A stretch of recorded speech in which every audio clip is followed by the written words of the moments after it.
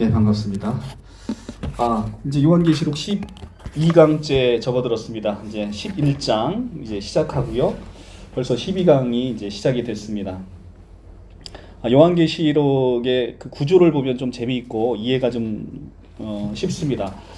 지난번에 우리가 이제 10장을 통해서 이제 사도 요한에게 있어서 두루마리 책을 먹어버려라 라고 하면서 사도 요한이 그 책을 먹음으로 인해서 책을 먹는다라는 표현은 우리가 이제 복음을 전해 들은 복음을 에스겔서를 인용했기 때문에 에스겔서 3장을 인용한 것처럼 에스겔 선지자가 두루마리 책을 먹고 이스라엘 백성들에게 그 복음을 전하는 것처럼 마찬가지로 사도 요한에게 있어서 이 두루마리 책을 먹게 되는 것은 이제는 예언 사역과 관련되어 있다. 이제 사도 요한이 그 예언적인 사역을 온전히 감당해야 되는데 오늘 이제 11장에 드디어 두 증인이 이제 나타나기 시작합니다. 이 두 증인이라는 것은 사도 요한의 그 예언에 따라서 이제 그 말씀을 듣는 두 증인이 이제는 그 사도 요한의 그 예언 사역을 같이 함께 감당해야 되는 그런 역할을 하게 되는 것입니다.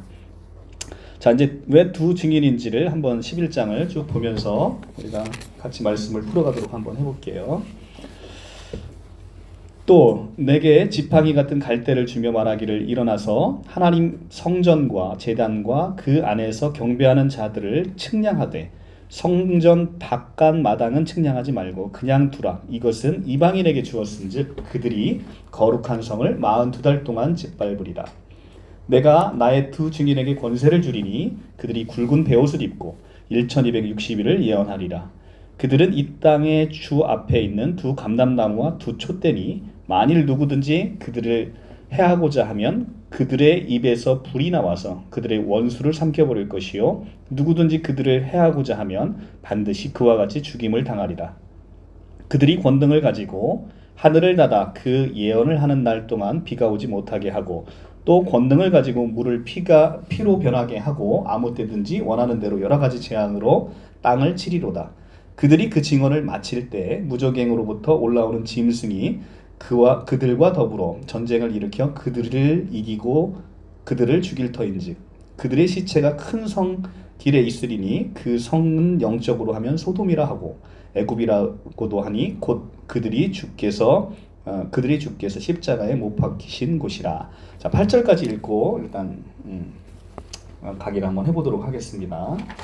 자, 오늘 요한계시록의 그 11장 1절에서 2절의 말씀은 10장과 11장 3절에 나오는 것의 가운데에 연결되는 것입니다. 그러니까 11장 1절, 2절은 10장 8절에서 11절까지 사이에서 요한이 예언 사역에 부름을 받는 내용을 기록하고 있죠. 10장에서. 그죠? 그리고 나서 11장 3절 이하의 두 증인의 예언 사역에 대해서 기록을 하고 있어요. 근데 이것은 이제 문맥은 예언 사역이라는 주제를 통해서 연결되는 흐름 가운데 지금 11장 1절과 2절이 놓여 있다는 겁니다. 특별히 11장 2절은 성전 방마당이 짓밟히는 42달의 기간과 11장 3절에서 1260일에 예언하는 기간이 나옵니다. 그죠? 근데 이 기간이 정확히 일치하는 점에 있어서 지금 11장 1절 2절이 지금 10장의 8절부터 11절까지 사이에 계속 연결되는 흐름 가운데 있음을 우리가 알 수 있어요.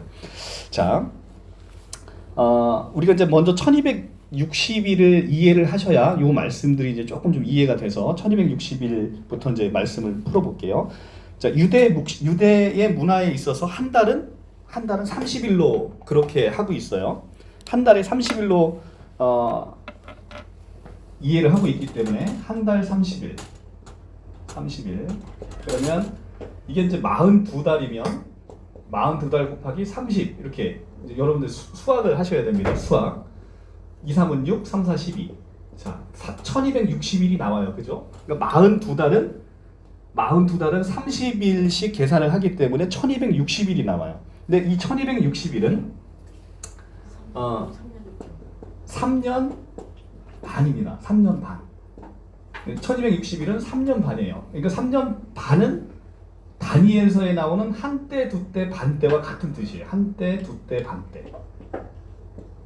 한때, 두때, 반때에서 한때, 두때, 한때, 두때, 반때 0.5. 그러면 3년 반이 되죠. 그죠? 그러니까 한때, 두때, 반에 다니엘서에 나오는 묵시문학에 나오는 한때, 두때, 반때는 요한계시록에 나온 1260일, 3년 반과 기간이 다 동일하다는 거예요. 30일씩 계산하기 때문에. 그러면 3년 반도 한번 계산해 볼까요? 3년이면 자, 3년 1260일을 3년이면 12달씩 3년이면 2, 3은 6, 3일은 3, 36에 반, 42달이죠. 그죠? 42달이 이렇게 나오는데 42달이기 때문에 1260일 요 42달을 곱하기 30을 하면 다시 1260일로 돌아가죠. 그죠? 그러니까 3년 반이 42달이고 1260일이 되고 한때, 두때, 반때. 한때, 두때, 반때 이게 한때, 두때 0.5 더하면 3년 반 이렇게 되는 거거든요. 그래서 이것이 1260일과 42달 한때, 두때, 반때인데 이건 이제 조금 이따 설명드리는 굉장히 영적인 의미가 있어요. 그냥 나온 건 아니고요. 그러면 우리가 이렇게 생각할 수 있죠. 한때, 두때, 반때인데 왜 이것을 한때, 두때, 반때를 왜 이것을 1년으로 보느냐? 그렇게 질문을 던질 수 있어요. 근데 이제 우리가 요한계시록을 풀 때 반드시 선행해서 이해해야 되는 게 뭐냐면 구약의 그 묵시문학에서 표현되는 그 의미를 이해를 해야 되는 거예요. 그 묵시문학에서 나오는 유대인들의 문화를 이해하지 못하면 왜 한때, 두때, 반때가 이게 3년 반으로 이해를 하느냐, 그리고 또 3년 반은 어떤 의미가 있느냐, 이런 것에 대한 이해가 좀 우리가 안 될 수 있어요. 자, 그러면 일단은 먼저 1260일 한때, 두때, 반때가 나오는 그 구절을 우리가 보고 이것이 얼마나 굉장한 영적인 의미가 있는지를 한번 보자는 거예요.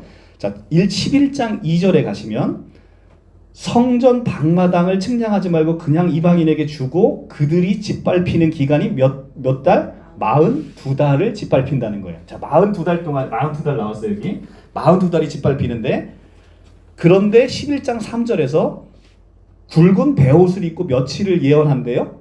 두 증인이 1260일을 예언한대요. 그러면 이걸 달로 따지면 42달을 예언한다라고 얘기를 하고 있는 거예요. 그죠? 그러니까 지금 11장만 해도 성전 방마당이 짓밟히는 기간이 42달이고 두 증인이 예언해야 되는 기간이 42달이고 뒷장으로 넘어가면 12장 6절에 가면 여자가 이제 도망갑니다. 12장 6절에 여자가 광야로 도망가매 거기서 1260일 동안 여자를 양육하기 위하여 하나님께서 예비하신 곳이 있어서 여자가 양육받는 기간이 1260일이 12장 6절에도 한 번 더 나와요. 그죠? 자, 그리고 13장 5절에 가면 또 짐승이 과장되고 신성 모독하는 말을 입을 받고 말하는 입을 받고 또 42달 동안 일할 권세를 짐승이 받아요. 그러니까 짐승에게 부여된 권한 있는 기간이 42달입니다. 자, 42달이 여기 나오고 1260일이 12장 6절에 나오고 지금 11장에서 42달 나오고 또 1260일 이렇게 네 군데가 지금 요한계시록에만 해도 나오잖아요. 근데 이것이 어떤 기간을 의미하는지를 한번 이제 구약에 가서 살펴보면서 한번 이해를 보도록 하겠습니다. 에스겔 4장 6절을 한번 가볼게요. 에스겔 4장 6절. 에스겔 4장 6절.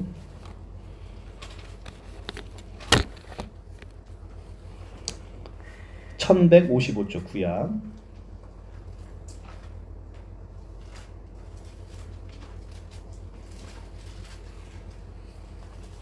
자, 그 수가 차거든 너는 오른쪽으로 누워 유다 족속의 죄악을 담당하라. 내가 내게 40일로 정하였나니 하루가 1년이라. 자, 하루는 몇 년이래요? 1년. 하루가 1년이랍니다. 그 하루가 1년이고 다시 다니엘서 11장 13절로 한번 가볼게요. 다니엘서 11장 13절.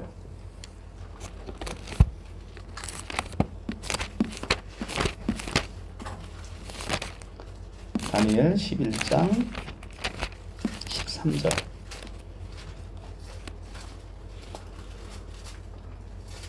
1252쪽. 북방의 왕은 돌아가서 다시 군대를 전보다 더 많이 준비하였다가 몇 대, 곧 몇 해 후에 대군과 많은 물건을 거느리고 오리라. 몇 대, 곧 몇 해 후, 몇 대, 한 대, 두 대, 그 반대 할 때, 그 때는 곧 몇 해 후, 1년을 단위로 지금 보고 있다는 거예요. 그러니까 때의 단위는 1년을 지금 단위로 보고 있다. 그래서 다니엘서에 나오는 한때, 두때, 반때가 7장, 9장, 12장에 나와요. 그 7장 25절에 한번 볼게요. 7장 25절. 7장 25절. 그가 장차 지극히 높으신 이를 말로 대적하며 또 지극히 높은 이의 성도를 괴롭히게 할 것이며 그가 또 때와 법을 고치고자 할 것이며 성도들은 그의 손에 붙임 바 되어 한때 두때 반때를 지내리라. 자, 열뿔이 나타나서 열뿔이 그러니까 요한계시록에도 일곱 머리 열뿔이 나타나잖아요. 이게 지금 다 다니엘서를 인용해서 지금 쓰고 있단 말이에요. 다니엘서를 보지 않으면 일곱 머리 열뿔이 뭔지가 이해가 안 돼요. 그거는 이제 저희가 다음 시간에 일곱 머리 열뿔에 대해서 얘기할 건데, 열뿔이 24절에 가면 열뿔은 그 나라에서 일어난 열왕이라. 그 후에 또 하나가 일어나리니 그는 먼저 있던 자들과 다르게 새 왕을 복종시킬 것이며 라고 해서 이 일곱 머리 열뿔로 대표되는 세상의 권력자들이 나타나서 이들이 25절에 장차 지극히 높은 이의 말을 대적하고 지극히 높은 이의 성도를 괴롭게 할 것인데 그가 또 때와 법을 고치고자 하며 성도들이 그의 손에 붙임 바 되었다. 성도들이 그에게 붙임 바 되었다는 것은 하나님이 주권을 가지시고 하나님의 주권으로 말미암아 이 성도들이 이 짐승들에게 짓밟히도록 하나님이 허락하셨다라는 얘기예요. 그러니까 모든 것이 하나님의 주권 아래에 있는데 그 기간이 언제라고요? 한때, 두때, 반때를 지난다는 거예요. 이게 지금 요한계시록의 13장 5절에 얘기하는 짐승에게 짓밟히는 42달의 기간과 정확히 다니엘서에서 다니엘에 나타난 열뿔 짐승의 그 사탄의 세력이 성도들을 짓밟는 기간하고 정확하게 한때 두때 반때 42달로 정확하게 연결이 된다는 거예요. 그러니까 요한계시록이 유대인들에게 있어서 요한계시록을 딱 읽을 때 이 42달 하면 요한 다니엘서의 한때 두때 반때가 바로 머릿속에 확 떠오른다는 거예요. 그러니까 우리가 이제 그 유대 묵시 문학을 같이 이렇게 연결해서 보지 않으면 그 의미가 정확히 이해될 수 없다는 거죠. 근데 그들에게 있어서는 여기 다니엘서가 항상 머릿속에 있기 때문에 이 한때 두때 반때 42달이 그 기간이다라는 것을 이제 알 수 있다는 것이죠. 그런데 중요한 건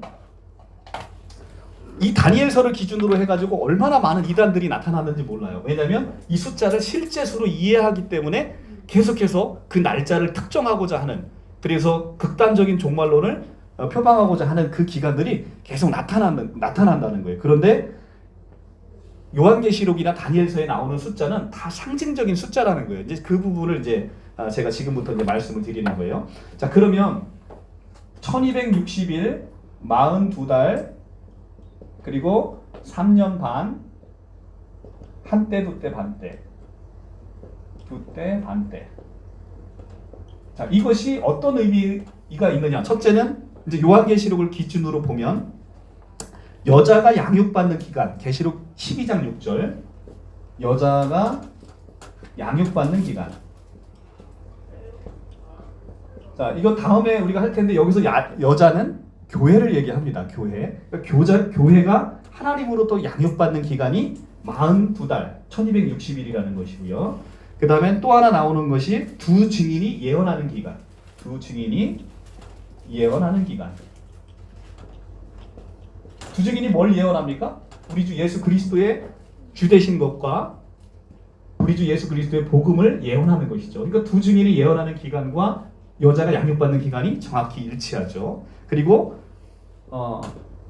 성전 방마당이 짓밟히는 기간. 그죠? 짓밟히는 기간이 지금 계시록에서 12장 2절에 나오죠. 자, 그리고 사탄이 활동할 수 있는 기간, 계시록 13장 5절 짐승이 권세를 받고 사탄이 활동할 수 있는 기간이 바로 이 42달로 지금 표시되고 있습니다.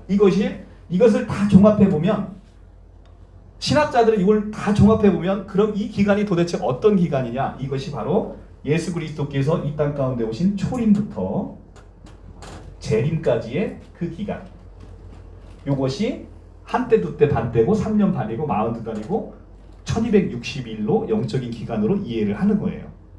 초림부터 예수님이 초림부터 오셔서 다시 오실 그 기간을 모두 이 기간으로 표시를 하고 있다는 겁니다. 자, 그러면 과연 이 기간으로 표시되는 게 맞느냐 한번 같이 보지요. 자, 3년 반이라는 의미는 완전수의 7의 반이에요. 그죠? 완전수의 7의 반입니다. 성경은 구약과 신약으로 이루어져요. 자, 구약과 신약으로 이루어져서 예수님이 오시기 전까지가 3년 반, 예수님이 오셔서 다시 오실 때까지 기간이 3년 반. 자, 왜 이렇게 우리가 성경을 그러면 3년 반 더하면 7이 되잖아요. 7이 완전수죠. 왜 완전수죠? 천지창조의 기간이 7일이잖아요. 천지창조가 7일 동안 완성이 됐기 때문에 천지창조의 기간인 7일이 완전수로 온전한 수가 이루어지는 거예요. 그러니까 모든 인류의 역사는 다 7일로 끝나는 겁니다. 그런데 그 중에 반인 3년 반. 이것이 초림과 재림까지의 기간을 얘기하는 1260일이고 42달이고 3년 반이고 한때 두때 반때인 거예요. 그러니까 하나님의 시각에서는 이 기간이 아무리 길어도 1260일인 거고 아무리 길어도 42달이고 아무리 길어도 3년 반인 거예요. 근데 우리는 이 시간 안에 갇혀 있어서 하나님의 시간 안에 있는 이 기간들을 보지 못하고 이걸 실제수로 이해하면 성경이 엉터리로 해석이 돼버리는 거죠. 자, 보십시오. 자, 마태복음 한번 가볼게요. 우리가 이제 마태복음은 다 풀었었는데요. 마태복음 1장 17절에 한번 가봅시다. 예수님이 이 땅 가운데 성육신 하시기 전에 그 기간이 나오죠. 자, 1장 17절 그런즉 모든 대수가 아브라함으로부터 다윗까지 연례되어 다윗부터 바벨론에 사로잡혀까지가 연례되어 바벨론으로 사로잡혀 간 후부터 그리스도까지가 연례되라. 자, 이것은 우리가 마태복음을 해서 여러분들 제가 강해의 마태복음에서 나옵니다만 이게 정확하게 연례대가 일치하지 않아요. 근데 성경에서는 마태는 이것을 이렇게 풀었다는 거예요. 정확하게 이게 일치하지 않습니다. 그런데 연례대를 풀었는데 자, 14 곱하기 3, 3, 4, 12, 3, 1은 3, 42. 그죠? 42달, 42달은 42달 뿐만 아니라 42해. 다 같은 의미로 쓰이죠. 아까 보면 하루가 1년이고 1년이 한 달이고 한 달이 1년이고 계속해서 유대 묵시문학에서는 이것을 같은 의미로 쓰는데 42대를 거쳐서 예수 그리스도가 이 땅 가운데 오셨다는 거예요. 초림하셨다는 거예요. 그러니까 구약에 예수가 오시기 전까지의 유대 묵시문학에서의 이들의 달수는 그냥 42대고 42달이고 42해예요. 그러니까 예수님이 오시기 전에 42, 이게 42달로 42대가 42달이 돼서 이게 바로 예수님이 오시기 전에 전 3년 반, 예수님이 오시고 나서 후 3년 반, 그러면 7이 돼가지고 우리는 천지창조 1부터 7까지를 온전하게 이 역사에서 성경에서 다 다루고 있게 된다는 거예요. 아시겠죠? 그래서 예수님이 초림 때까지의 3년 반, 그 다음에 초림 이후 재림 때까지가 3년 반, 도합 7년에서 천지창조인 완전수인 7이라는 숫자가 완성이 된다는 거예요. 자, 이게 이렇게 숫자에 담겨있는 영적인 깊은 의미가 담겨있는 것이죠. 그렇기 때문에 이 숫자가 언제다라고 도래하는 것을 무당처럼 점쳐서 얘기하는 모든 것들은 지금까지 기독교 역사상 다 이단으로 정죄받았죠. 특히 다니엘서에 나오는 그것을 1260 한때 두때 만때를 잘못 풀어가지고 극단적인 종말론으로 치닫는 것이 너무나 많았습니다. 자, 그리고 42달에 있어서는 굉장히 의미가 있는 것들이 구약부터 이어져 있는 것들이 있어요. 뭐냐면 42달은 3년 반이잖아요. 이 기간은 엘리야 선지자가 아하방과 이세벨이 바알신을 섬기고 이스라엘 백성들로 하여금 바알신을 섬기게 함으로 인해서 비가 오지 않도록 하나님에게 기도했던 기간이 42달이고 3년 반이에요. 구약에서. 그러니까 구약적인 배경을 이해하면 이 42달이 어떤 의미가 있는지 우리가 쉽게 알 수 있는 거죠. 그러니까 그리고 그걸 역으로 얘기하면 이세벨이 성도들을 지독하게 핍박했던 기간이 바로 42달인 거예요. 근데 이세벨은 요한계시록에도 나타나지만 어떤 인물로 나타나요? 짐승의 상징으로 나타나잖아요. 사탄의 상징으로.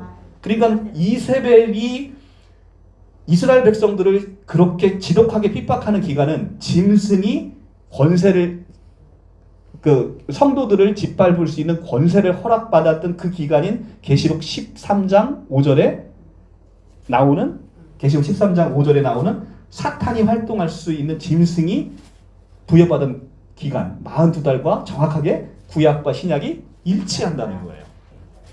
놀랍죠? 근데 성경에 이렇게 굉장히 구약과 신약을 매칭해서 보면 되게 이렇게 정확하게 일치하게끔 그렇게 되어 있어요. 그러니까 성경이 놀라운 거죠. 이게 이제 신천지가 얘기하고 있는 흔히 얘기하는 말씀의 짝교리랑 거의 비슷한 것인데, 근데 말씀의 짝교리는 신천지는 사악한 목적이 있는 거지만 실제로 구약과 성경이 이렇게 정확히 일치하는 걸 보면 굉장히 은혜롭게 다가온다는 거죠.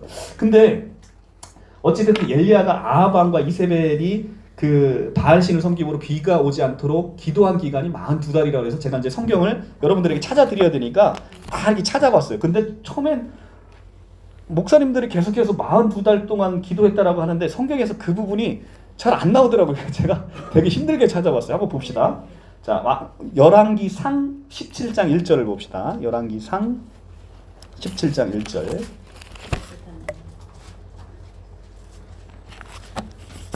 왕상 17장 1절. 제목이 엘리야와 가뭄입니다. 544쪽. 길르앗에 우거하는 자 중에 디셉 사람 엘리야가 아합에게 말하되 내가 섬기는 이스라엘의 하나님 여호와께서 살아계심을 두고 맹세하노니 내 말이 없으면 수년 동안 비가 있을도 있지 아니하리라 하니니 라고 해서 수년 동안이라고 이렇게 되어 있습니다. 수년. 그죠? 여기서는 몇 년이다 이렇게 나타나지 않고 수년이다 이렇게 나옵니다. 그래서 이제 제가 이제 성경을 계속 읽어보면서 찾아봤어요. 그래도 18장에 보면 18장 1절에 가면 많은 날이 지나고 제3년에 여호와의 말씀이 엘리야에게 임하여 이르되 너는 가서 아합에게 보이라 내가 비를 지면에 내리리라. 자, 비를 그치게 기도를 해서 가뭄으로 인해서 이들에게 고통받게 했는데 제3년에 여호와께서 아합에게 가서 내가 비를 지면에 내리리라 이렇게 얘기를 하라고 합니다. 여기서 나오는 기간은 3년 반이 아니라 3년 이렇게 나와요. 그죠? 그런데 도대체 뭐에 근거해서 3년 반이라는 게 나오나라고 생각을 했더니 이게 놀랍게도 이제 신약의 야고보서에 나옵니다. 야고보서 5장 17절에. 그러니까 열왕기 상에 나오는 것들은 좀 두루뭉실하게 이렇게 기간이 표시가 됐는데 야고보서에 이 기간이 나오고 있습니다. 5장 17절에 가시면 376쪽.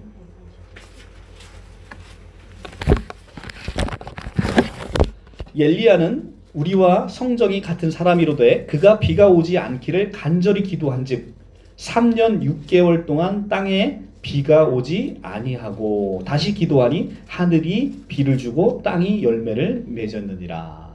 아멘. 3년 6개월이 동안 비가 오지 않도록 이렇게 되어 있다는 거죠. 그러니까 지금 열왕기 상을 보면서 야고보서는 이 기간이 3년 반이다라고 지금 그렇게 우리에게 알려주고 있는 것이죠. 그러니까 3년 반의 기간은 결국은 엘리야가 아합 왕과 이세벨이 그 바알신을 섬기기 때문에 비가 오지 않도록 했던 기간이고 이 기간 동안이 바로 이세벨이 성도들을 지독하게 핍박했던 3년 반의 기간. 그래서 요한계시록 13장 5절에 사탄이 짐승이 활동할 수 있는 기간과 정확히 일치한다라고 얘기를 합니다. 그렇기 때문에 결국은 이 42달 동안에 우리가 예언해야 된다는 것은 초림부터 재림까지 예수 그리스도의 후 3년 반을 얘기하고 있고, 그 다음에 이제 우리가 얘기하고 있는 이 말세, 자, 신천지가 잘못 이해하고 있는 이 말세의 개념이 바로 초림부터 재림까지의 기간을 이 말세라고 얘기하고 있다라고 얘기를 합니다. 그래서 이 말세에 대한 부분을 우리가 다시 한번 살펴보고 한번 가볼게요. 자, 사도행전 2장 17절. 자, 말세라고 하면 어떤 우리가 이제 극단적으로 다니엘서에서 그 숫자를 계산해서 이제 지구 종말이 오는 그것을 우리가 자꾸 말세 이렇게 이해하고 있는데, 성경에서의 말세의 개념은 초림부터 재림까지의 기간을 얘기하고 있다라는 거예요. 이게 긴 기간, 지금 우리 예수님이 이 땅에 오시고서 다시 오시는 그날까지가 이 긴 기간, 우리는 이 역사를 살고 있잖아요. 이것을 우리는 AD, 아노 도미니라고 얘기해서 주의 해로 살고 있지 않습니까? 근데 이 긴 기간이 말세라는 거예요. 2장 17절에 16절부터 이는 곧 선지자 요엘을 통해 말씀하신 것이니 일렀을 때 하나님이 말씀하시기를 말세에 내가 내 영을 모든 육체에 부어주리니 너희 자녀들은 예언할 것이요 너희 젊은이들은 환상을 보고 너희 늙은이들은 꿈을 꾸리라.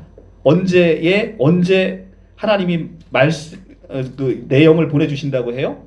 말세에 보내주신다고 했는데, 이 말세에 보내주신다는 영이 언제 성취됐습니까? 오순절 마가의 다락방에 성취가 됐잖아요. 그죠? 자, 그러니까 이게 신천지에서 보시면 요한복음 14장 16절이죠? 14장 16절. 자, 요한복음도 한번 여기 끼고 한번 잠깐 여기 다시 돌아올게요. 끼고 요한복음 14장 16절에 가면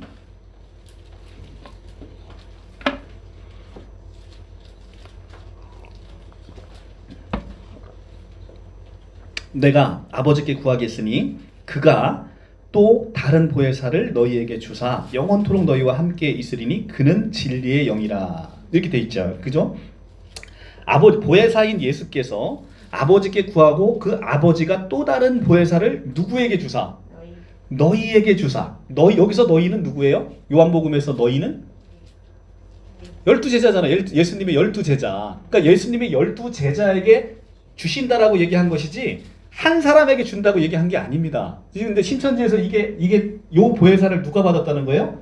그 늙은 할아버지 혼자 받으셨다는 거 아닙니까? 그죠? 그런데 이 늙은 할아버지에게 받으신다고 얘기한 게 아니라 이 성경은 지금 뭐라고 얘기합니까? 너희에게 주사. 너희가 2인칭 복수명사잖아. 2인칭 복수명사. 우리가 지금 국어 공부도 하고 막 아까 수학 공부도 했죠. 곱하기 막 하고 너희에게 주사. 여기서 너희는 2인칭 복수명사예요. 적어도 두 사람 이상. 그죠? 너희에게 2인칭 복수명사. 여기 너희는 예수님의 12제자. 그런데 이 예수님의 12제자가 그러니까 죽기 전에 이 일이 일어나야지 너희에게 주는 거잖아요. 그러니까 이것이 근데 너희에게 준 게 언제 일어났어요? 이게 예수님이 돌아가시고 십자가에 죽고 부활하셔서 마가의 오순절 다락방날 사도행전 2장에서 이게 성취됐잖아요.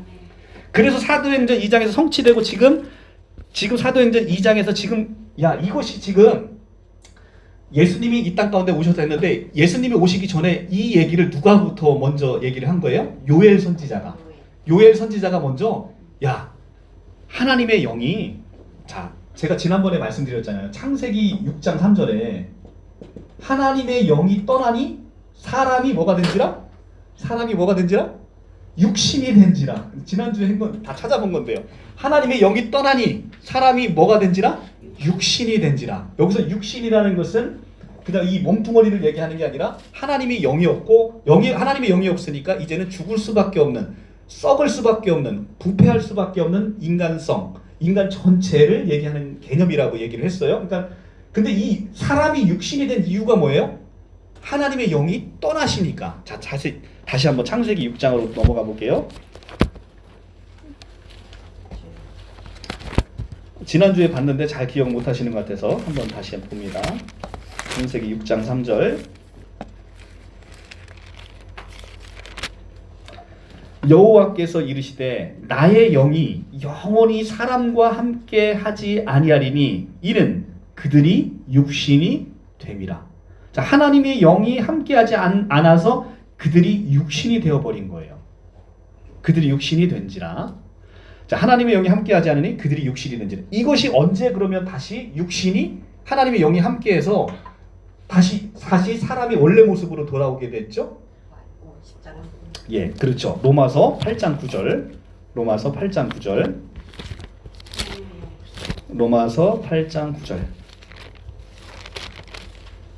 249쪽. 만일 너희 속에 하나님이 영이 거하시면 너희가 육신에 있지 아니하고 영에 있나니 누구든지 그리스도 영이 없으면 그리스도 사람이 아니라.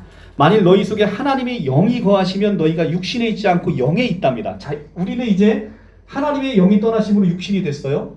그러니까 인간은 하나님을 떠남으로 인해서 이제는 모든 것이 하나님이 다 공급해 주던 그 삶을 떠나서 인간이 땅을 갈아서 먹는 수고를 해야 되는 이 육신이 되어버렸는데, 다시 하나님이 영이 거하시면 너희가 육신에 있지 아니하고 영에 있게 된다. 영에. 이 영에 있으니까 이 영은 하나님의 영. 하나님의 영이 있다면 이 안에 영원한 생명이 있는 것이고 영원한 우리가 누리고 있는 영원한 삶이 이 안에 있다는 거죠. 그래서 육신에 있는 우리가 하나님의 영이 거함으로 다시 우리가 이제 영에 있는 사람이 돼서 누구든지 그리스도 영이 없으면 그리스도 사람이 아니라.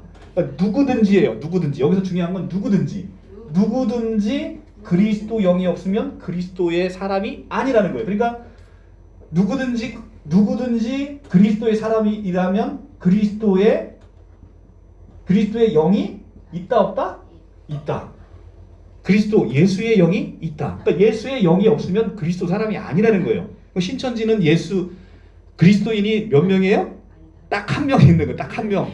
우리 이 예수님의 영을 받으신 분은 딱 한 분이잖아요. 그러니까 신천지는 딱 그리스도인이 딱 한 명인 거예요. 근데 성경은 뭐라고 얘기해요? 누구든지 그리스도의 영이 없으면 그리스도 사람이 아니라. 그러니까 여기서 누구든지와 이 너희가 일치해요, 안 해요? 14장 16절. 일치하죠. 내가 너희에게 이 보혜사를 주겠다. 보혜사 성령을 주겠다. 이렇게 얘기를 하는 거죠. 자, 그러니까 성령은 두 개로 나뉘는 게 아니지 않습니까? 성령은 에베소서 4장 4절. 성령은 하나인 거예요. 하나. 성령은 하나입니다. 이게 보혜사 성령과 일반 성령이 나뉘는 게 아니고, 그래서 보혜사 성령은 진리의 성령이라 고귀하신 것이라 총회장님 한 분이 받아 처먹고 나머지는 성도들 찌끄레기가 먹는 게 아니라 이 성령은 모든 예수 믿는 모든 자에게 임하게 되는 거죠. 그래서 고린도전서 12장 3절 누구든지 성령으로 아니하고서는 예수를 주시라 할 수 없느니라. 그러니까 우리가 예수를 주라고 할 수 있다는 것은, 여기서 주라는 단어는 끼리오스라고 얘기했어요. 끼리오스는 뭐냐면 여호와라는 거예요. 그죠? 예수를 여호와라고 고백할 수 있는 건 누구밖에 없다는 거예요? 성령밖에 없다는 거죠. 주는 끼리오스는 여호와. 그러니까 예수를 주라고 시인할 수 있다는 것은 예수를 여호와라고 시인한다는 건데, 예수를 여호와라고 시인할 수 있는 것은 바로 성령밖에 없다는 거예요. 그러니까 모든 사람이 성령이 있어야만 예수를 주로 시인하고 그를 우리는 그리스도인이라 부르게 된다는 것이죠. 자, 그 역사가 지금 요한복음 14장 16절에서 너희에게 주겠다라고 하는 그 성령을 지금 사도행전에서 2장에서 지금 누가가 사도행전의 저자인 누가가 지금 요엘 선지자의 예언을 인용해서 지금 그 요엘 선지자가 예언했던 그것이 지금 마가의 다락방에서 성취되었다라고 지금 선포하고 있는 거예요. 근데 그 성취가 된 그때를 뭐라고 부르냐면 바로 말세에 이 일이 일어났다는 거예요. 말세의 일이 일어났다는 거예요. 그러니까 말세의 일이 일어났다는 건, 말세는 지금 세상 끝에 재림의 때를 한정해서 얘기하는 게 아니라 이미 예수가 이 땅 가운데 오시는 초림부터 말세가 시작됐다는 거예요. 그러니까 말세는 긴 기간의 개념이라는 거죠. 자, 성경을 몇 개 더 찾아볼게요. 히브리서 9장 26절. 히브리서 9장 26절.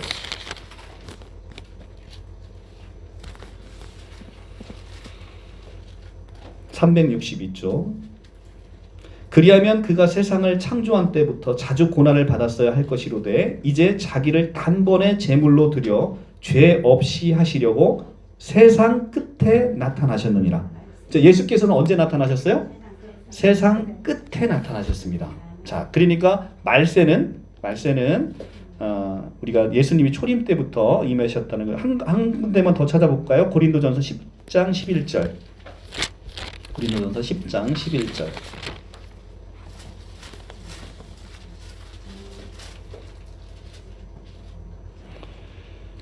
10장 11절 그들에게 일어난 이런 일은 본보기가 되고 또한 말세를 만난 우리를 깨우치기 위하여 기록되었느니라.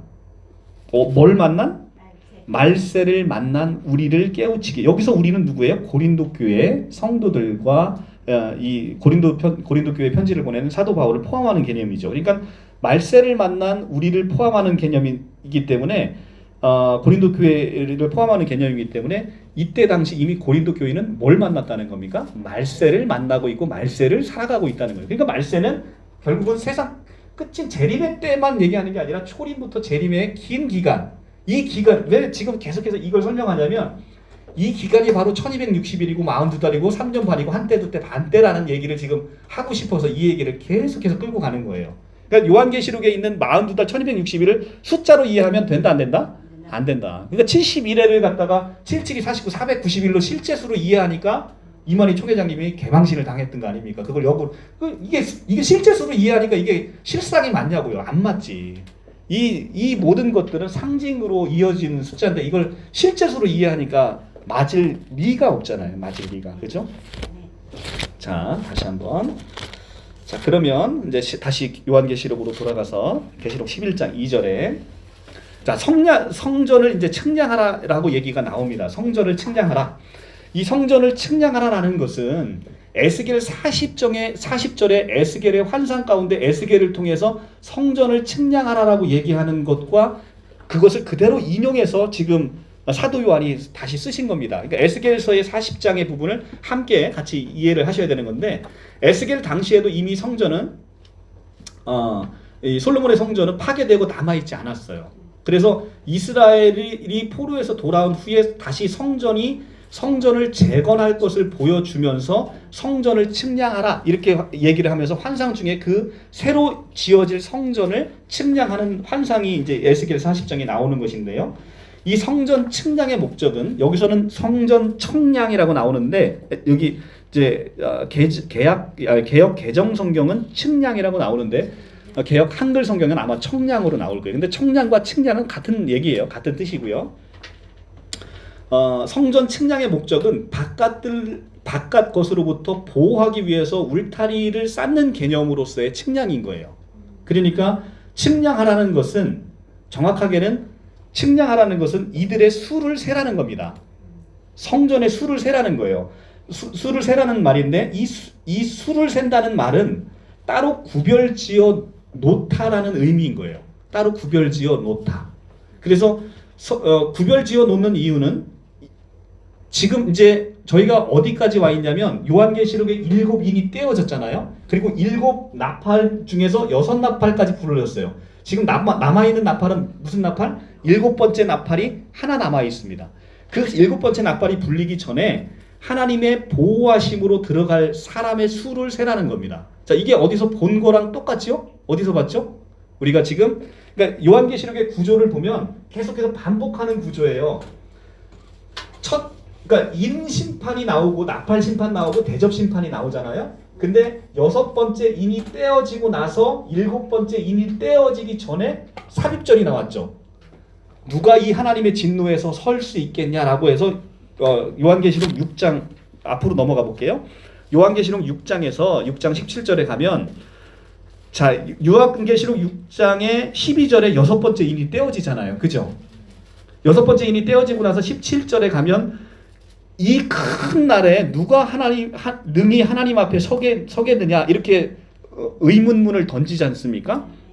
그리고 나서 삽입절로 이 하나님의 심판 앞에 정말로 해받지 않고 서 있는 사람이 있어요. 그게 누구냐면 14만 4천 명이자 거룩한 옷을 입은 많은 무리수가 하나님의 이 진노 앞에 당당히 선다는 거예요.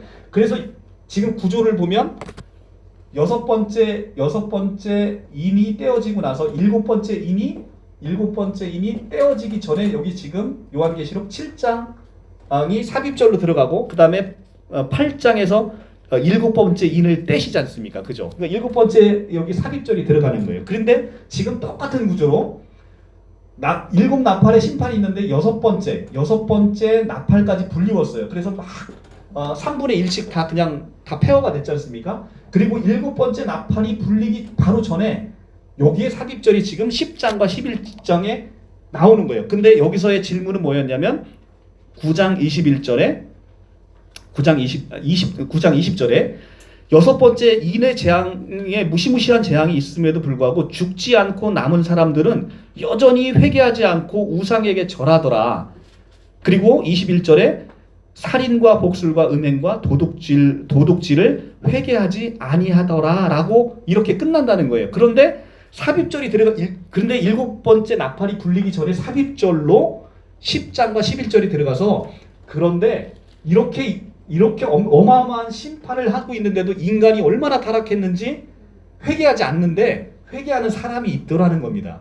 그게 바로 10장 11장에서 삽입절로 나와서 사도 요한처럼 이렇게 하나님의 복음의 예언을 받은 사람이 복음을 전했더니 회개하는 사람들이 나타나더라 라는 거예요. 그래서 그게 10장에서 요한이 두루마리 재앙의 책을 받아먹고 11장에 그 두 증인이 요한의 역할을 하는 두 증인이 나타나서 이들이 복음을 전하니까 회개하는 사람들이 나타나서 일곱 나팔의 심판을 벗어나는 사람들이 있더라라는 동일한 구조잖아요. 동일한 구조, 그죠?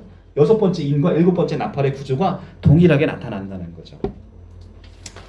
자, 그래서 일곱 번째 나팔이 불기 전에 하나님의 종들을 보호하기 위해서 10장 11절이 삽입절로 들어가서 이것에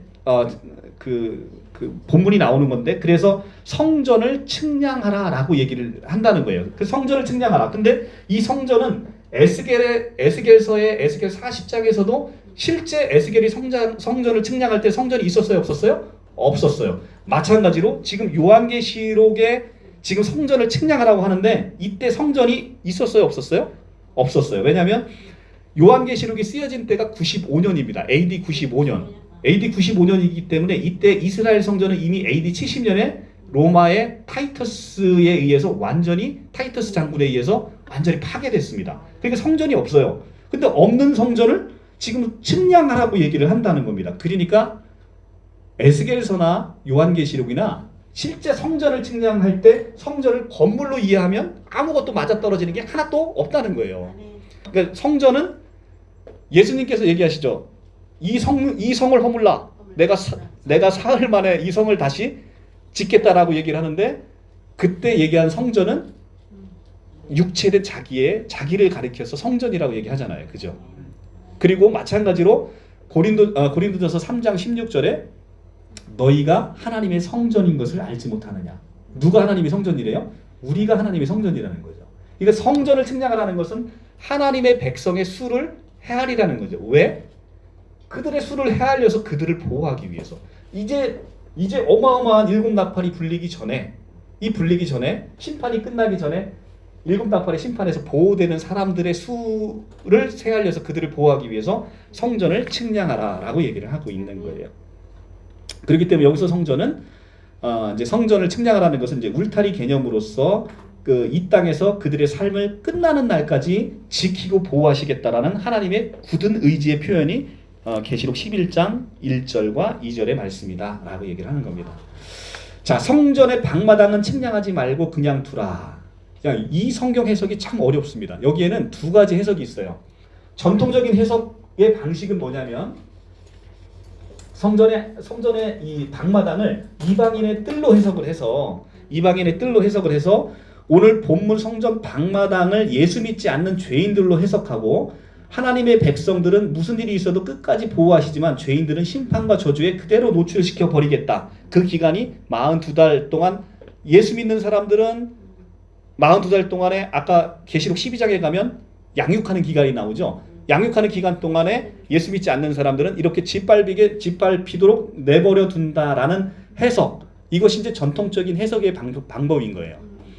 자, 이렇게 해석하는 방법이 옳은데 또 다른 해석에 있어서는 리차드 보캄이라는 유명한 그 요한계시록의 해석자가 있는데 리차드 보캄의 해석에 의하면 성전 안이나 성전 방마당이나 모두 교회 공동체를 의미한다고 봅니다. 그런데 교회 공동체를 의미하는데 성전 안을 측량하는 행위는 교회 공동체에 대한 하나님의 보호하심을 나타내고 성전 방마당은 고난받는 교회의 외적인 모습을 상징적으로 보여준다라고 지금 보고 있어요. 그러니까 이게 무슨 얘기냐면 우리가 이제 요한계시록을 제가 지난번에 볼 때 요한계시록 7장을 볼 때도 14만 4천 명은 뭐예요? 이 땅에서 고난받는 예수 믿는 사람의 수. 그죠? 자, 요한계시록의 2장 3장에서 7교회가 고난받는 모습으로 나타나잖아요. 근데 너희가 끝까지 견뎌라. 그러면 내가 너에게 그러니까 일곱 교회에게 주는 상급이 있잖아요. 이기는 자에게는 내가 너에게 이렇게 하나님의 보좌에 함께 앉게 해주겠다라는 이런 축복의 메시지들이 항상 있잖아요.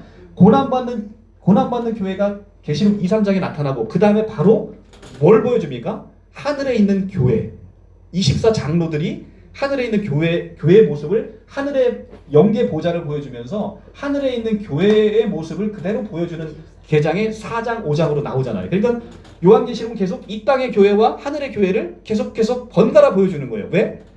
너희 지금 이렇게 로마로부터 이렇게 핍박받고 있잖아. 왜냐? 예수 믿는다는 이유만으로 이렇게 고통스러운 삶을 사는데 너희들의 영적인 세계는 이미 이렇게 하늘에서 아름답게 그려져 있고 아름답게 영광된 모습으로 이미 면류관을 받고 이렇게 있잖아. 그러니까 지금 이 하늘의 것을 보면서 지금 이 너희에게 주어진 이 고난의 삶, 십자가의 삶을 잘 감당하거라 라고 하고 있는 게 요한계시록의 큰 주제지 않습니까? 그렇죠? 그러니까 리차드 보캄은 여기서도 그 해석을 계속 같이 이어가고 있는 거예요. 뭐냐면 성전의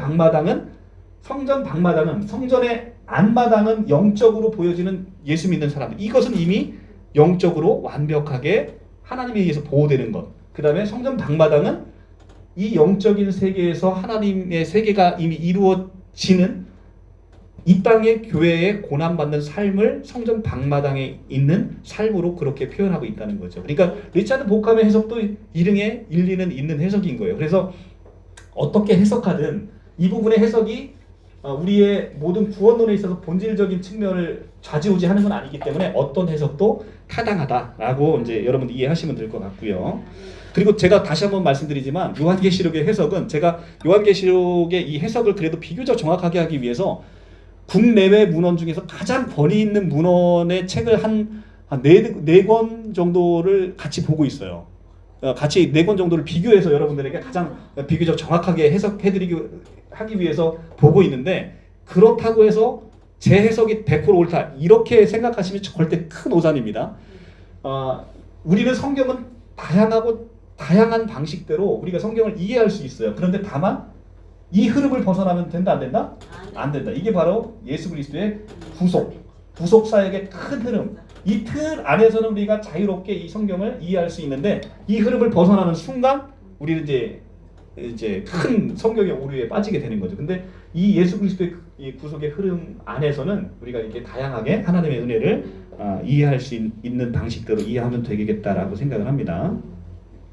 자, 여기서 이제 신천지의 해석을 한번 보면 신천지는 짓밟히는 성전 방마당이 오늘날 배도한 유재열의 장막 성전이다라고 얘기를 하고, 그러니까 신천지는 기존의 전통적인 해석 방법을 따르기는 하는 거예요. 왜냐하면 성전 앞마당은 하나님에 의해서 보호되는 사람, 성전 방마당은 이방인에서 짓밟히는 예수 믿고 구원받지 못하는 사람, 이런 방식의 해석을 하는데 다만 거기에 대상이 바뀐 거죠. 대상이 성전 방마당은 유죄의 항상 신천지의 세계관은 뭐냐면 기성교회의 요한계시록의 해석의 방식은 세상과 세상으로부터 이제 따로 이제 구별된 이 성도의 삶, 그러니까 예수 믿는 사람들의 삶을 이렇게 두 개로 나눠놨는데 신천지는 이것을 여기 세상은 뭐예요? 유재열의 장막 성전, 여기는 신천지 자기들의 그 증거 장막 성전, 이렇게 세계관이 이렇게 협소하게 줄어드는 것이죠.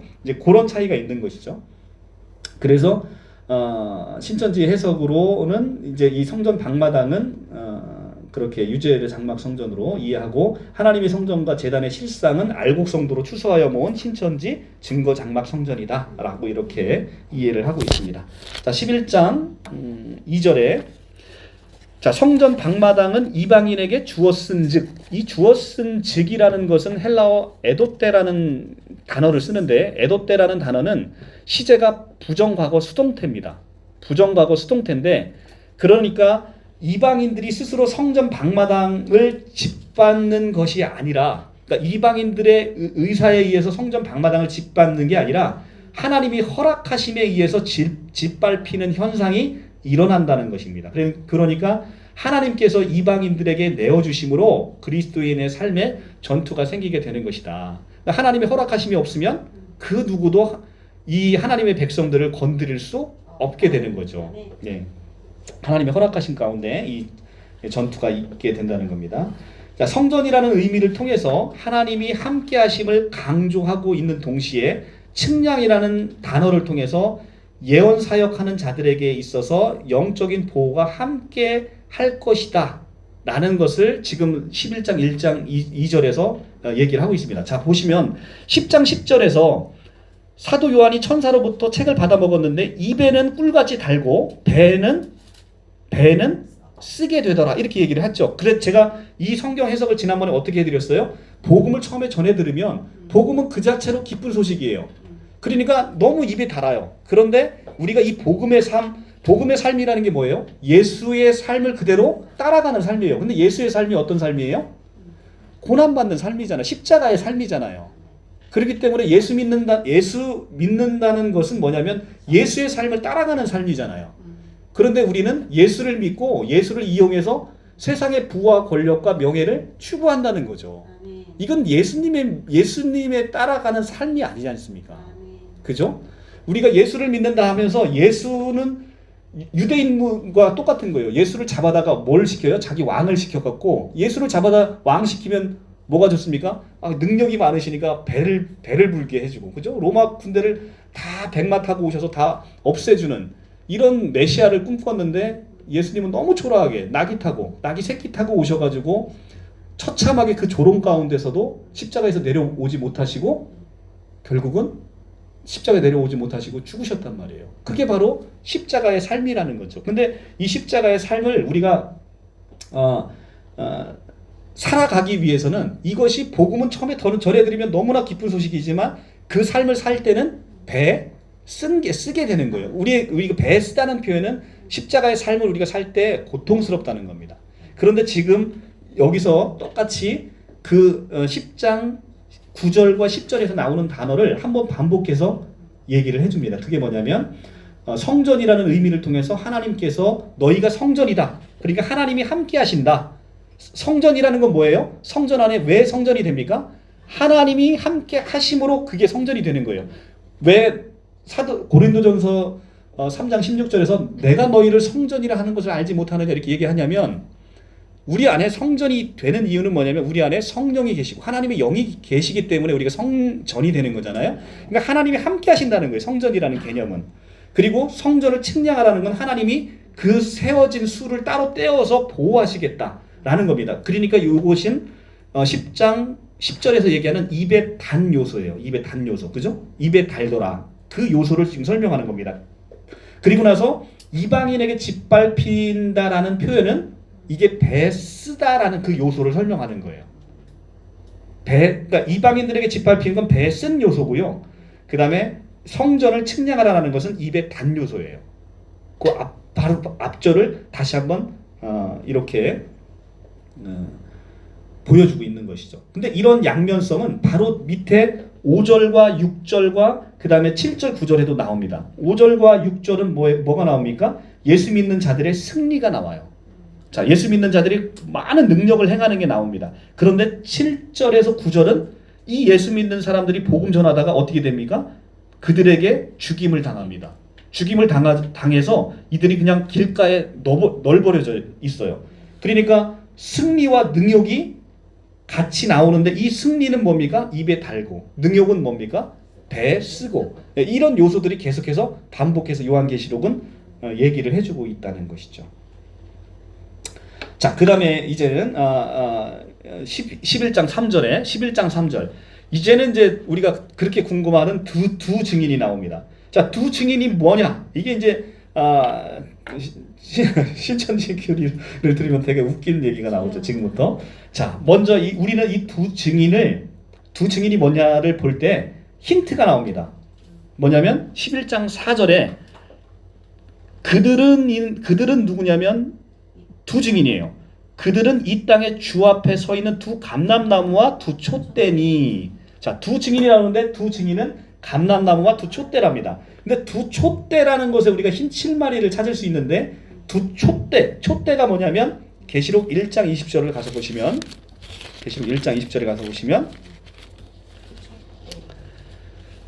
내가 본 것은 내 오른손의 일곱 별의 비밀과 일곱 금촛대라. 일곱 별은 일곱 교회의 사자요. 일곱 촛대는 뭐라고요? 일곱 촛대는 일곱 교회니라. 자, 촛대가 뭐랍니까?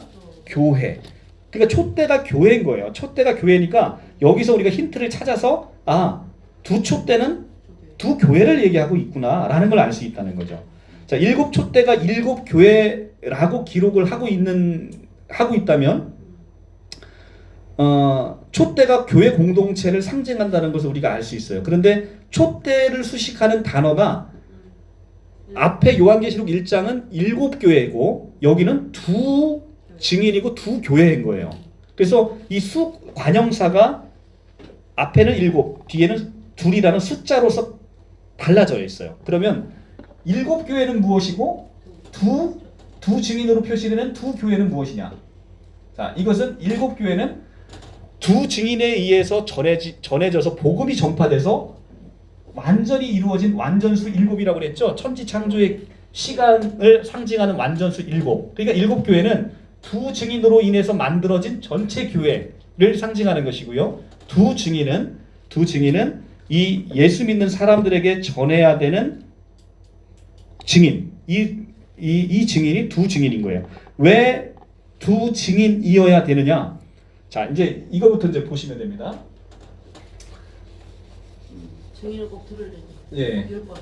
자, 첫째, 이거는 이제 세상법이에요. 제가 이제 여러분들 알다시피 제 직업이 변호사잖아요.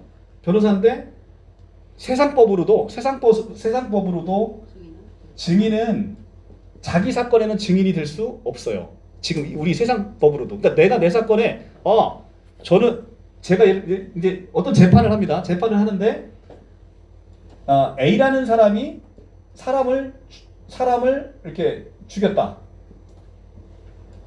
A라는 사람이 이렇게 사람을 죽였어요.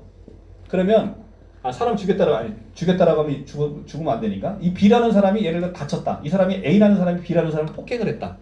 그러면 폭행을 했을 때 이 B라는 사람은 자기 일은 자기가 피해를 당했으니까 자기가 진술을 할 수 있잖아요. 근데 자기 사건에 자기가 증인이 될 수는 없는 거예요. A라는 사람의 사건에 B가 증인이 될 수는 있는 거고.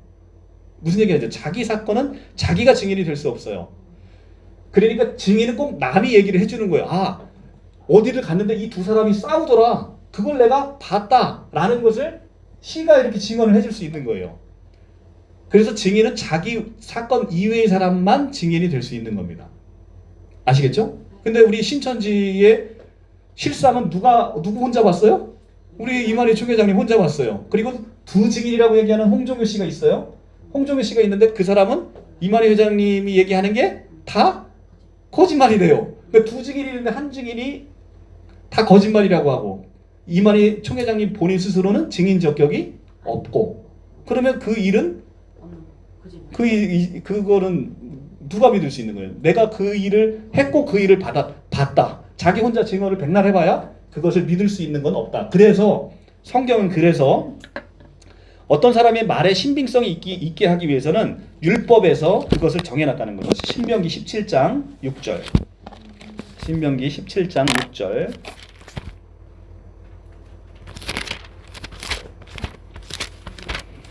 신명기 17장 6절.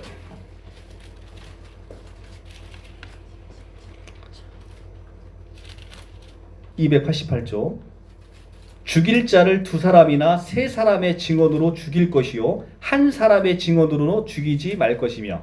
자, 어떻게 하랍니까? 두 사람이나 세 사람 이상의 증언으로 사람을 죽여야지 한 사람의 증언으로 그 사람의 말을 믿고 죽이면 된다 안 된다? 안 된다. 자, 19장 15절. 19장 15절.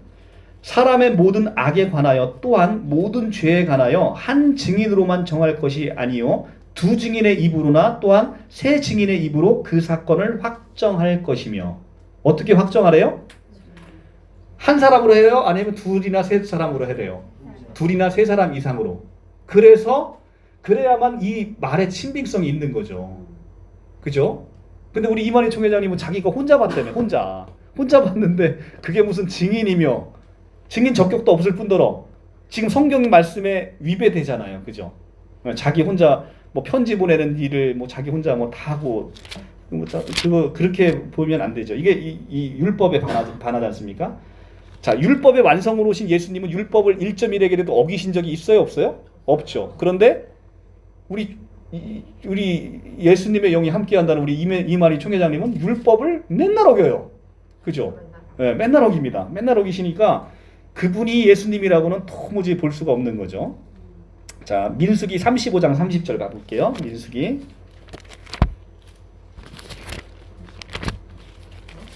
35장 30절.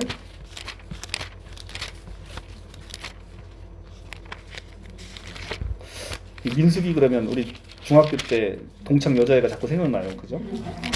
네, 35장 30절. 사람을 죽인 모든 자, 곧 살인한 자는 증인의 말을 따라서 죽일 것이나 한 증인의 증거만 따라서 죽이지 말 것이요. 자, 신명기뿐만 아니라 민수기에서도 계속해서 두 사람의 증언 이상으로 사실관계를 확정하라라고 얘기를 하고 있습니다. 자, 그래서 예수님께서 우리 마가복음 6장 7절 한번 가볼까요? 마가복음 6장 7절. 마가복음 6장 7절. 성경을 이렇게 하나하나 구절을 찾아가면서 신천지식 교육으로 여러분들에게 근거를 제가 제시를 해드리고 있는 겁니다. 마가복음 6장 7절.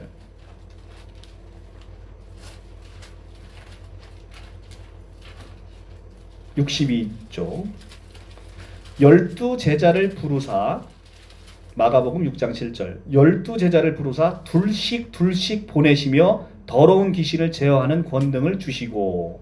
어떻게 보내십니까? 둘씩 보내는 거예요. 왜 둘씩? 예수님을 증거하러 보낼 때 한 사람은 증인 적격이 없는 거예요. 둘씩 보내는 거예요. 근데 둘 중에 한 사람이 예수님이 우리 주님이시다, 그분이 메시아다 이렇게 얘기하는데 한 사람이 아니다 하면 아니라는 거예요. 그러니까 이만희 총회장이 지금 혼자 아무리 봤다고 하더라도 홍종효가 아니라고 하면서 죽었잖아요. 그럼 아닌 거예요. 이해 가세요? 예, 그렇습니다. 그래서 예수님께서도 제자를 파송하실 때는 이렇게 둘씩 보내는 데는 구약의 율법에서 전해지는 그런 두 사람에 대한 증인 적격의 문제가 나타나는 것이다. 그래서 요한계시록에서 두 증인은 그래서 두 증인을 복음을 전하는데, 자 10장에서 보면 사도 요한이 이 두루마리 책을 먹어요. 그리고서 예언을 합니다. 이 예언을 받은 두 증인이 내가 나의 두 증인에게 11장 3절에 내가 나의 두 증인에게 권세를 줍니다. 권세를 주리니 그들이 굵은 베옷을 입고 1260일을 예언하게 됩니다. 그러니까 사도 요한이 두 증인에게 권세를 줘요. 이 권세를 주는데 이 권세를 주어서 권세를 받은 두 증인은 이제는 예언해야 되는 사명이 생겼어요. 이것이 바로 사도행전 1장 8절에 나오는 예수님의 마지막 당부와 정확히 일치하죠. 자, 사도행전 1장 8절 가볼게요. 1장 8절. 오직 성령이 너희에게 임하시면 너희가 권능을 받고 예루살렘과 온 유대와 사마리아와 땅끝까지 이르러 내 증인이 되리라 하시니.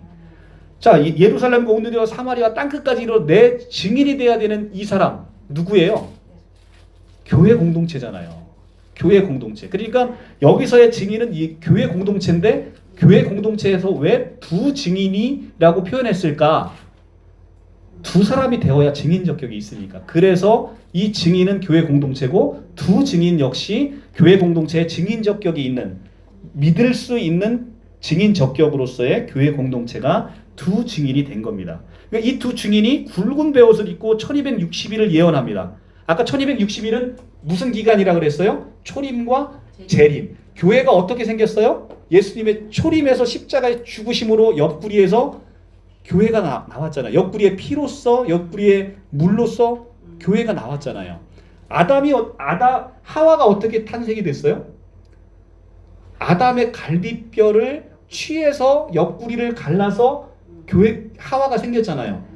아담은 오실자의 모형이라 로마서 5장 17절. 아담은 오실자의 모형이기 때문에 새 아담이신 그리스도의 옆구리를 통해서 뭐가 나와요? 하와인 교회가 나오는 거죠. 하와의 자체가 하와가 조회라는 뜻이에요. 조회. 조회. 근데 이 교회 공동체가 뭘 가지고 있어요? 하나님의 생명인 조회를 갖고 있잖아요. 우리 육신 생명이 아니라. 그러니까 그 조회가 어디서 나옵니까? 예수의 십자가의 옆구리에서 나오는 거죠. 십자가상에서. 그래서 우리가 이제 그 십자가의 옆구리에서 교회가 탄생해서 초림 때 교회가 탄생돼서 재림 때까지 다시 오실 때까지 우리는 무슨 사역을 감당합니까? 이 두 증인의 사역. 두 증인의 사역이 뭡니까? 예수를 전하는 거죠. 온 예루살렘과 온 유대와 사마리아와 땅 끝까지 이르러 내 증인이 되라 라고 하는 그 사명을 받은 사람이 누구예요? 옆구리에서 나온 교회 공동체. 그리고 그 교회 공동체는 그 예수님의 명을 사도행전 1장 8절의 말씀을 지켜서 두 증인의 지금 사역을 하고 있잖아요. 그런데 왜 굵은 베옷을 입고 1260일이 아까 무슨 기간? 초림에서 재림 기간. 왜 1260일 동안 굵은 베옷을 입고 예언을 합니까? 굵은 베옷이 뭐예요? 여기에 있는 또 영적인 뜻이 있는 거죠. 그죠? 굵은 베옷은 자, 굵은 베옷을 입었다는 건 구약 시대 예언자들이 입던 옷이었었어요. 그러니까 예언자 구약 시대 이제 사도행 다 근거를 찾아봐야 되니까 이사야 20장 2절. 이사야 20장 2절. 이사야 20장 2절.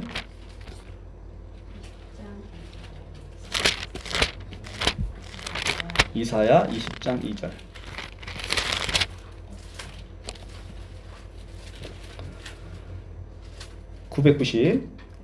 그때 여호와께서 아모스의 아들 이사야에게 말씀하여 이르시되 갈지어다 내 허리에 배를 끄르고 내 발에 신을 벗을지라 하시매.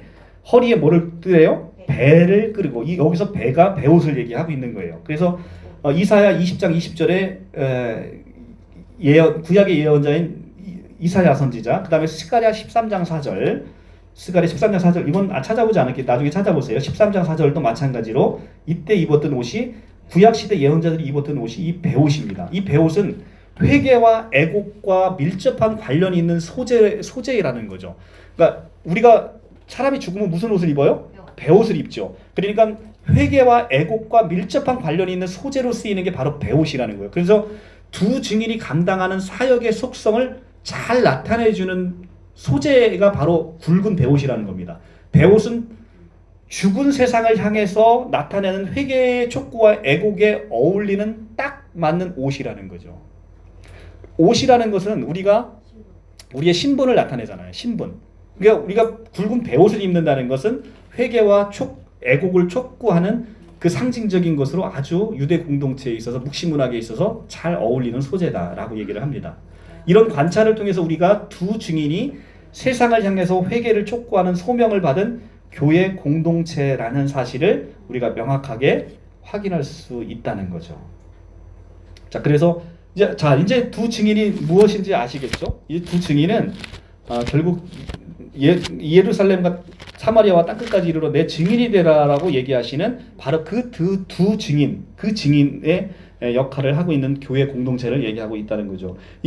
그래서 이제 신천지처럼 이 두 증인이 이만희와 홍종일을 얘기하고 있다. 이렇게 얘기하는 건 참 너무너무 웃기죠. 그죠? 자, 여기 제가 그 밑에 절까지만 마치겠습니다. 자, 그 다음에 두 감람나무는 자, 여기서 이제 11장 4절에 그 두 증인은 이 땅의 주 앞에 서 있는 두 감람나무와 두 촛대니 이렇게 돼 있잖아요. 두 감람나무는 스가랴 4장 11절에서 14장을 배경으로 해서 나오는 거예요. 자, 스가랴 가보시죠. 스가랴 4장 11절부터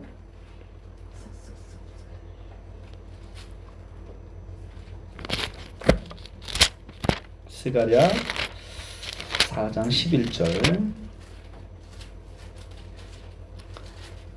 1316조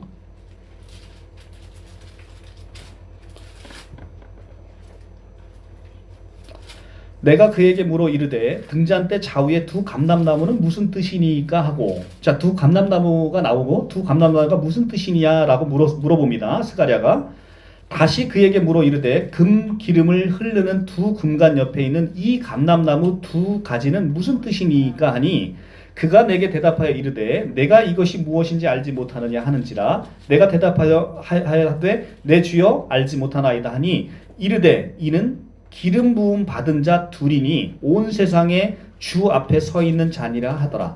이 기름 부음을 받은 자 둘이 바로 이 두 감람나무다라고 합니다. 그러면 이 기름 부은 자 둘이 누군지가 스가랴서 앞뒤의 문맥을 따라서 확인해 봐야 되는데, 여기서는 6장 11절에 가시면 한 명은 6장 11절에 은과 금을 받아 면류관을 만들어 여호사닥의 아들 대제사장 여호수아라고 한 명을 특정하고 있고요.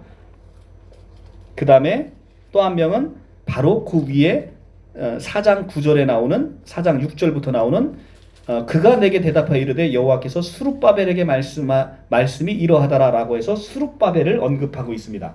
그러니까 여기서 스가랴서에서 나오는 두 감람나무는 대제사장인 여호사닥의 아들 여호수아와 그 다음에 그러니까 대제사장인 여호수아와 그 다음에 왕으로 나타나는 스룹바벨, 총독이나 또 왕으로 표시되는 이 스룹바벨을 의미하고 있단 말이죠. 근데 이것을 왜 요한계시록에서 쓰고 있냐? 왜냐하면 교회 두 증인이 두 감람나무라고 하는데, 두 감람나무가 어떤 권세가 있는지를 나타내주고 있는 거예요. 두 증인이 아까 교회 공동체라고 그랬잖아요. 두 공동체는 하나는 왕이고 하나는 제사장인 거예요.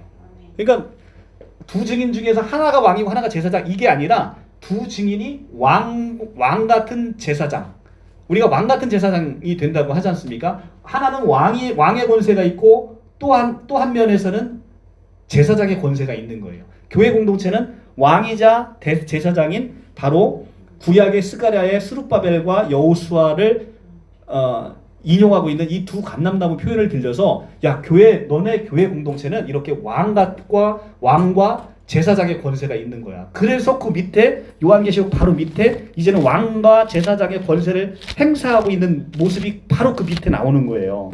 11절에 가면 자, 두촛대니 이렇게 얘기하잖아요. 그 다음에 5절에 만일 누구든지 그들을 해하고자 하면 그들 입에서 불이 나와서 그 원수들을 다 삼켜버리는 권세가 있고, 그 다음에 6절에 가면 그들이 권능을 가지고 하늘을 닫아 예언하는 날 동안에 비가 내리지 못하게 하면 비가 안 내리고, 그 다음에 물이 피로 변하게 하는 그 재앙을 마음대로 펼칠 수 있는 이 왕 같은 제사장, 이게 누구라는 거예요? 바로 교회 공동체를 라고 얘기하는 그 표현을 지금 두 감람나무의 표현을 빌려서 쓰고 있다는 겁니다. 그래서 요한은 지금 이 왕 같은 제사장을 언급하면서 이 영적 권세가, 교회의 영적 권세가 얼마나 큰지를 보여주고 있는 겁니다. 그래서 요한은 스가랴서의 두 감람나무를 두 증인에게 적용함으로 인해서 두 증인에 의해 상징되는 교회 공동체가 왕적이고 제사장 같은 신분을 가진 사실을 그대로 보여주고 있는 것이죠. 자, 우리가 이제 요한계시록 1장 한번 가볼게요. 1장, 요한계시록 1장으로 넘어가면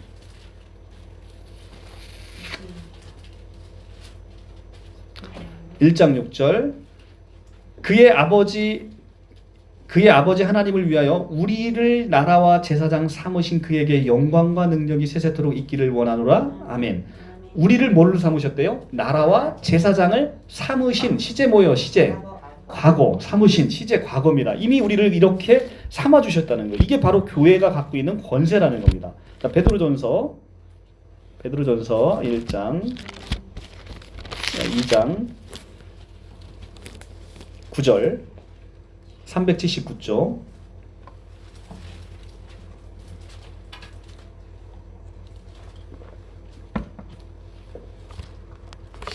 그러나 너희는 택하신 족속이요 왕같은 제사장들이요 거룩한 나라요 그의 소유된 백성이니 이는 너희를 어두운 데서 불러내어 그의 기이한 빛에 들어가게 하신 이의 아름다운 덕을 선포하게 하려 하심이라.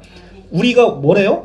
택하신 족속이고 왕같은 제사장이고 거룩한 나라고 그 소유된 백성이랍니다. 그런데 그 이유가 뭐래요? 그의 기이한 빛에 들어가게 하신 이의 아름다운 덕을 선포하게 하려 하심이라. 이게 뭡니까? 이게 뭐예요? 두 증인이잖아 이게.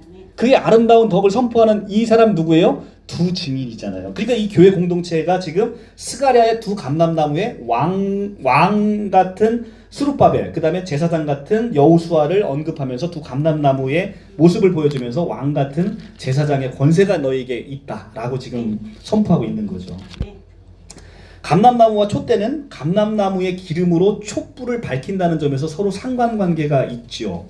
그래서 감람나무 기름을 통해서 어두움을 밝히는 빛은 자, 그 성전에 있는 그 감람나무는 이 감람나무 올리브나무잖아요. 이 감람나무 기름을 통해서 어둠을 밝혀요. 이 촛대가. 근데 이 어둠을 밝히는 빛은 교회와 그 증인들이 세상의 빛으로서 우리가 참 빛인 예수 그리스도를 밝히는 내용과 일치하고 있는 거예요. 그래서 두 감람나무와 촛대가 왜 갑자기 여기서 뜬금없이 나왔나? 그게 아니라 감람나무는 결국은 촛대를 밝히는 기름인 거예요.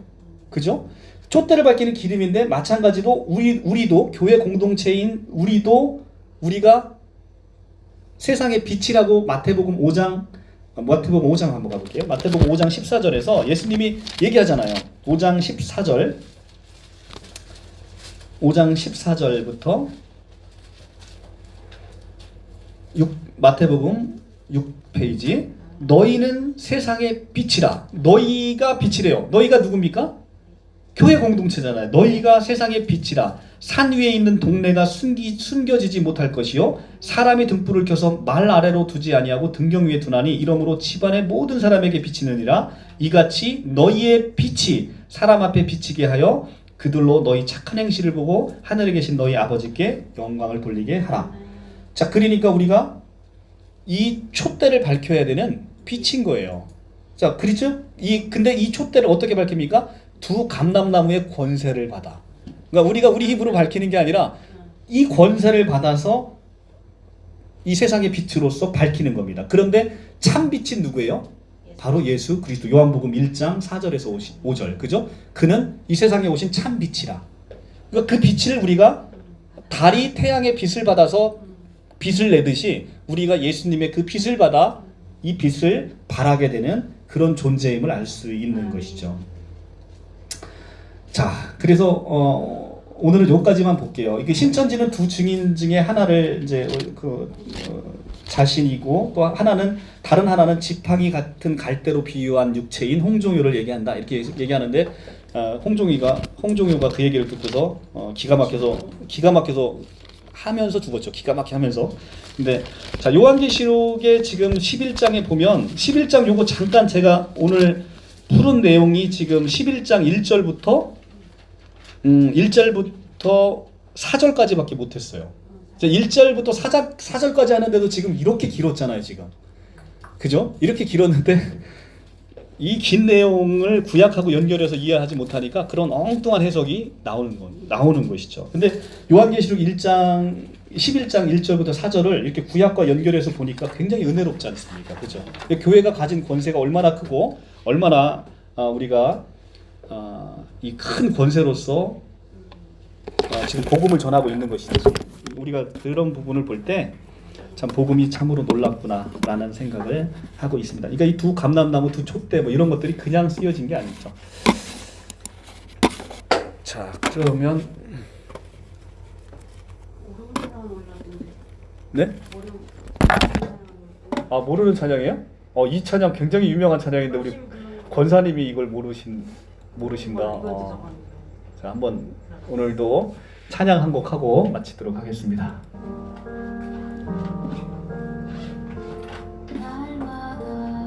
숨 쉬는 순간 볼륨 좀 키워주시죠. 내 앞에 어려운 일 보내 주님 앞에 이 몸을 맡길 때 슬픔 없네 두려움 없네 주님의 그 자비로운 손길 항상 좋은 것 주시도다 사랑스레 아픔과 기쁨을 수고와 평화와 안식을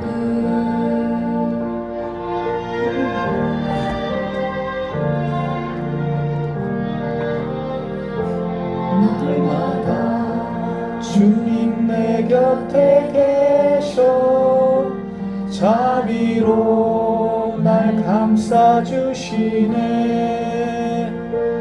주님 앞에 이 몸을 맡길 때 힘주시네. 위로함 주네. 어린 나를 품에 안으시사 항상 평안함 주시도다.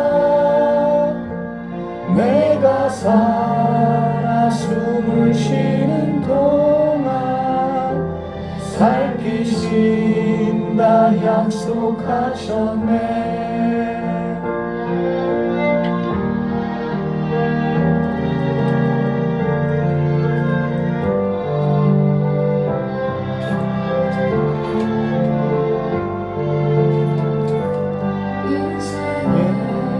어려운 순간마다 주의 약속 생각해보네. 내 맘속에 믿음 잃지 않고 말씀 속에 위로를 얻네. 주님의 도우심 바라보며 모든 어려움 이기도다. 흘러가는 순간순간마다 주님 약속 새겨봅니다.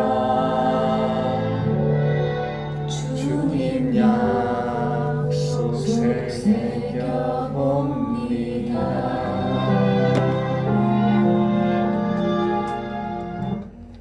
굉장히 유명한 찬양인데 권사님이 모르신다니까. 네. 어? 그렇죠. 네, 강의 마치겠습니다. 자,